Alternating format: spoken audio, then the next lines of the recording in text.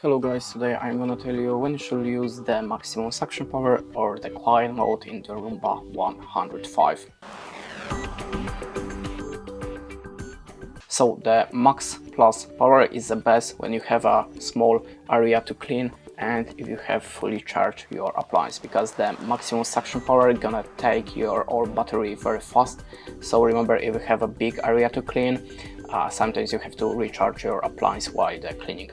The silent mode is the best when you want to just do not disturb yourself, and it's a low suction power, so you can just start it twice to cleaning.